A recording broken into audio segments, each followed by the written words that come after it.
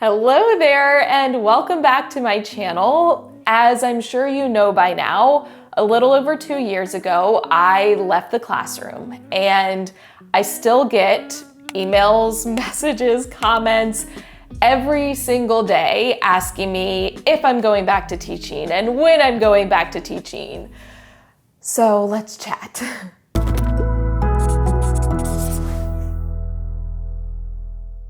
Around this time last year, I actually posted a video reflecting on being out of the classroom for a full year.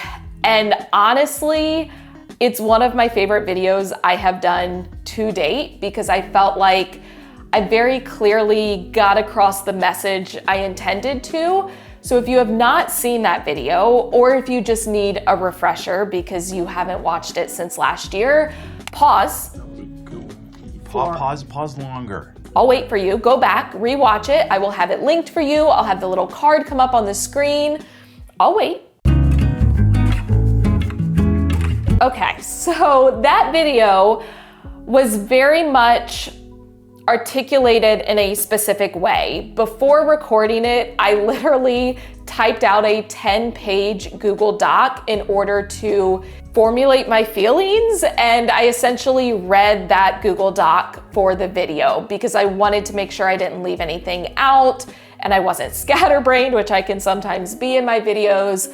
This one is going to be different, meaning probably scatterbrained, but I haven't necessarily planned out or scripted what I wanted to say. I just want to have a very open, candid, vulnerable conversation with you. Just making conversation. And share my current honest feelings about if or when I will go back to teaching. I do want to start by saying that everything I expressed in that video last year still remains true. My thoughts are still the same. My feelings are still the same. When someone asks me, when are you going back to teaching? What I said at the end of that video is still true. And honestly, that's kind of my go-to response. However, there are a few things that have changed in the past year, and that's mostly what I want to focus on in this video. First of all, I still have people that I guess are confused as to what I do now or what my job is. So just to clarify, I am a self-employed business owner, which still sounds so weird to say, but Pocketful of Primary is not only my name on the internet, but it is also a business. And so a bulk of my work includes traveling to present professional development at various schools and districts. We'll come back to that in a second. I generate content through my YouTube videos, through the podcast Teaching to the Top that I host with my friend Bridget.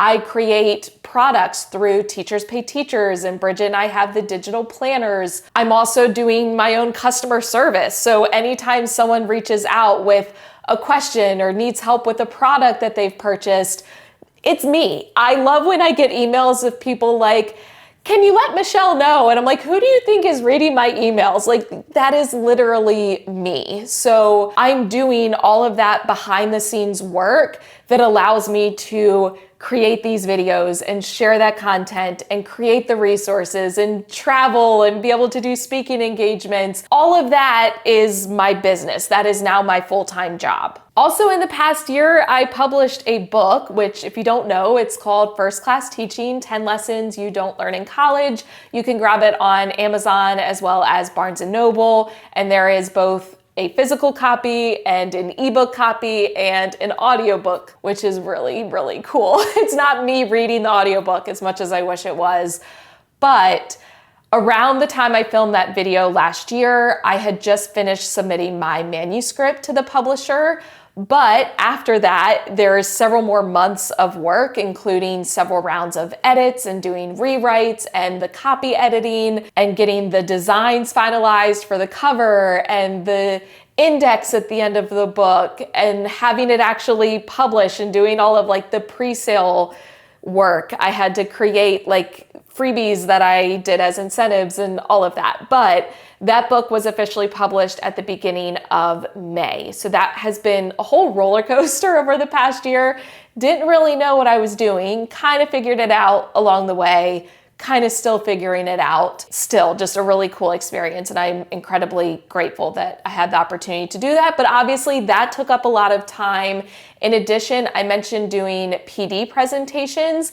I've been doing a lot more of that over the past year. The past 4 weeks, I traveled like 4 different times to go to different states and present at schools and districts. And let me just say, I absolutely love presenting PD to teachers. I did share 2 recent vlogs. One was behind the scenes of me traveling to do an in-person PD, and the other was behind the scenes of me presenting a virtual PD right here at home in my office. So if you're interested in those, I will link them down below. That way you can see what all that entails and what it kind of looks like. I've also been building out my website, pocketfulprimary.com, to be more of a tech database, if you will. I don't know what else to call it, but I want it to be a place that teachers can go to in order to get help and support with all things technology, specifically Google, because y'all know I'm Team Google.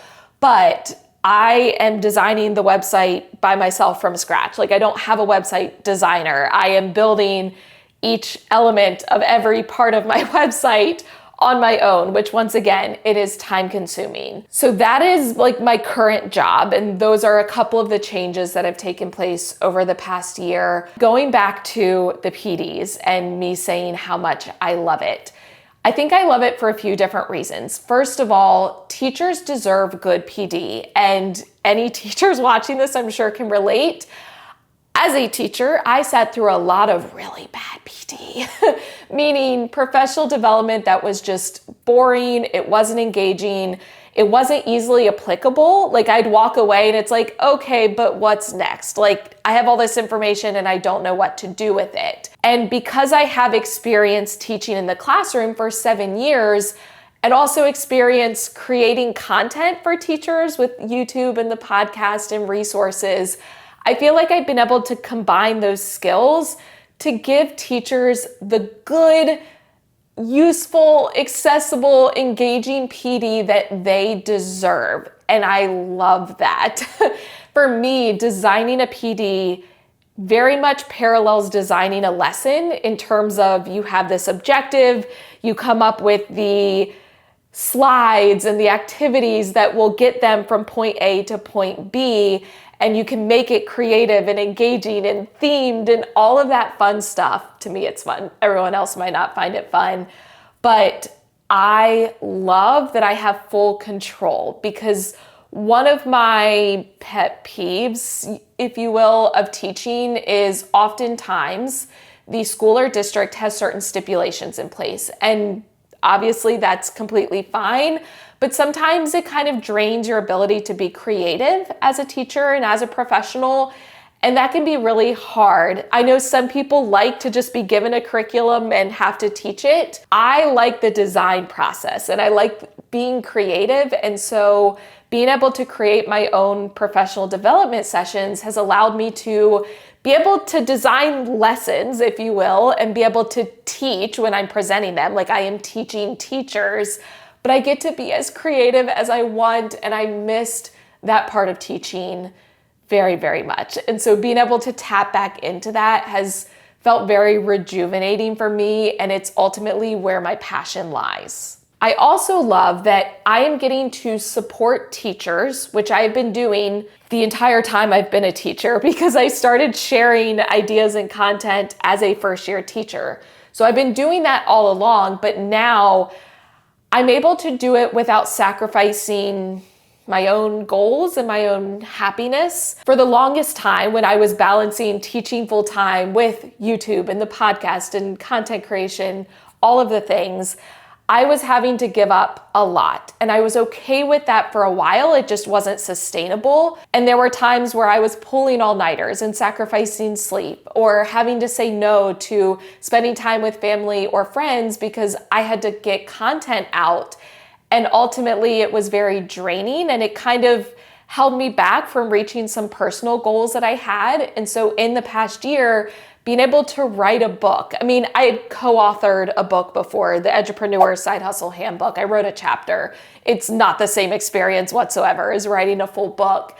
But that was something I always wanted to do. And I was able to accomplish that because I let go of teaching so that I could still support teachers, just in a different way. I could still teach, but teach teachers instead of students. But I had more time and flexibility to also be able to write a book and be able to pursue certain fitness goals that I've had. Some of you know, if you've seen some of my vlogs, I compete in powerlifting. I've always been very into fitness, but especially the past 2 years, I've been taking powerlifting more seriously.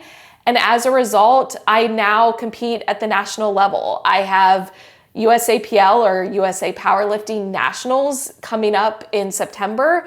And being able to compete at a higher level has really rejuvenated my competitiveness, for one, because I've always been a very competitive person, but I'm very goal oriented. And so it has given me something to work toward. And I think it's important for us to have passions outside of just our profession. And for me, powerlifting is a big part of that. Now, I always get asked, do you miss teaching? Do you miss being in the classroom? And the answer has always been yes. And I think the answer will always be yes. There are certain things I miss. There are certain things I do not miss. And if this has taught me anything, it's that every job, every position, every profession has pros and cons. There are always going to be perks, and there will always be things that you put up with and deal with that are less than ideal. And I love my job now. I love what I do. Of course, there are things that I don't love, and there are things that can be exhausting and draining, just like when I was teaching in the classroom. The difference is I do feel like I have more control, which makes it easier to put up with those not so good things, because ultimately I feel like I can change them if and when I need to. But at the same time, I feel like this fulfills the elements of teaching that I loved, being able to be creative and being able to interact with students. And now my students are teachers, if that makes sense. And so I have all of those elements of actually teaching that I love, but I don't have to deal with some of the aspects of teaching that I didn't love, such as being given a curriculum that maybe I don't agree with or I don't think serves my students, but having to teach it anyway, dealing with a lot of the politics within the district and the policies and whatnot. I don't miss some of that, if we're being completely honest, and I think most people would agree that they wouldn't miss it either. So ultimately, I know that the classroom will always be there. So if and when I want to return, I can. I will say that what I am currently doing makes me more excited, and I feel more passion for what I'm currently doing than returning to a traditional classroom role that, once again, will always be an option. To me, I want to chase after what scares me. And what I'm doing right now with PD, I've grown so much with it, but there's so much I still don't know and so much I still have to learn, and that is a challenge to me, and I want to continue to step out of my comfort zone and learn and grow in that way. So I'm going to keep doing what I'm doing because it makes me happy and it makes me excited and it challenges me. But you might be wondering, what's next? What is on the horizon? What is Michelle up to? So first of all, I am trying to connect more with some local schools. In fact, I just recently connected with a local teacher, and she had come to visit Bridget and I. We did a meetup at a coffee place here in Austin, and I met her there.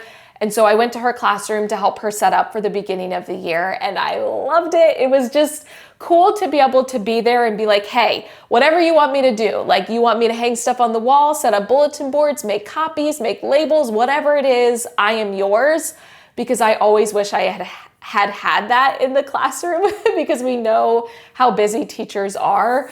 So I plan to go back and continue to volunteer in her classroom on a more regular basis. I just filled out all of the volunteer paperwork that I have to do for background checks. But I want to continue to connect with teachers and be able just to give back. And it's like, hey, whatever you want me to do, I am yours, I am willing to help. I also want to continue doing more PDs. And I will say the more that I have done, the more connections I have gotten, where one person tells another person and then they bring me on, or someone sees it in my videos and wants to bring me to their school or district, which is really cool. If that's you watching this, just send me an email at pocketfulofprimary@gmail.com. I have a PD proposal I can send over. It lists out all of my sessions that I offer as well as my pricing structure.